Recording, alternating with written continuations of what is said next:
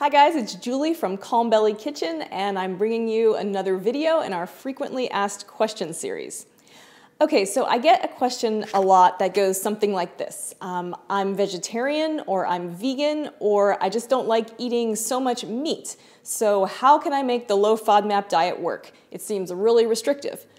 Okay, so I'm not gonna lie to you guys, it is true. It's difficult to do the low FODMAP diet, especially if you're a vegan. We know that proteins, chicken, meat, fish, they don't contain FODMAPs. FODMAPs are carbohydrates, and so those proteins don't have any FODMAPs. So what is a vegetarian or a vegan supposed to eat for protein? You guys often rely on legumes and grains to get your proteins. So my answer, and you can probably guess what I'm going to say, is tempeh and tofu. Okay, so let's talk about that for a minute because there's sometimes confusion around those ingredients. So tofu, anything from soft to firm to extra firm, is totally fine on the low FODMAP diet. The one that you want to avoid is silken tofu, and the reason is because it's processed a little differently than those other types, and some of the liquid that comes from the soybeans is still retained in the product, and that's where the FODMAPs are. So silken tofu is out, but the others are perfectly fine. Now with tempeh, that is made from whole soybeans, and soybeans have FODMAPs, but it's fermented, and fermentation, as we know from sourdough bread as well, reduces the FODMAP content. So tempeh is a-okay on the FODMAP diet.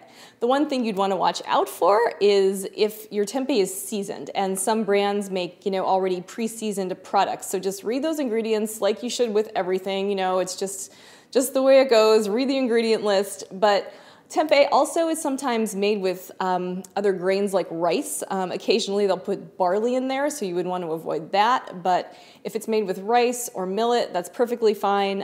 Always look for the plainest one you can find and then season it up yourself. When it comes to cooking tempeh, I actually really love it. Even though I'm a total omnivore, it's really tasty, and it's great for a stir fry, for fried rice. I kind of just sear it in a pan with some soy sauce and any other seasoning, anything you want, really. You can give it any flavor, and it's really good stuff. As far as tofu goes, it can seem a little depressing. It has virtually no flavor, but what you can do, one of my favorite ways to use it is to bake it, and I will have links for you in the newsletter, which you've probably already seen, with some recipe ideas and more resources. I've got loads of linky resources for you guys today.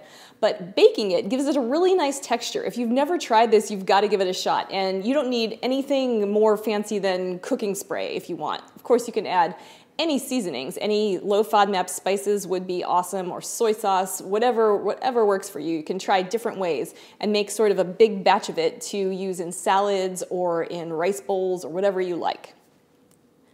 Okay, so tofu and tempeh are two great protein sources that are meatless. What about legumes? So you can eat canned lentils and chickpeas on the low FODMAP diet.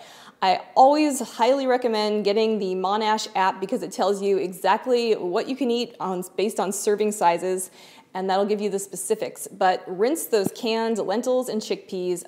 The lentils come out to around 1/3 of a cup for a serving, and chickpeas are a little less. I have a kitchen scale. I love to weigh out my stuff because it's just the easiest way for me to do it, but otherwise you could just measure it in a cup. And you can add those to salads, add those to your rice bowls, and just getting that little bit of protein from those beans will help you out for sure. You can have lentils, as long as you stick to that serving size, it's okay to have it twice during the day. So if you have 2 servings, several hours apart, you'll get, a little bit of that protein and that iron that comes with the legumes. Now I'll just talk a little bit in general about the way I think that you should approach the low FODMAP diet if you're a vegan or a vegetarian, and start with a list of the foods that you can have. I think this is key.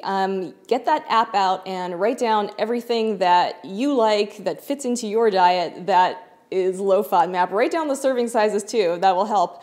And then start building your meals around those.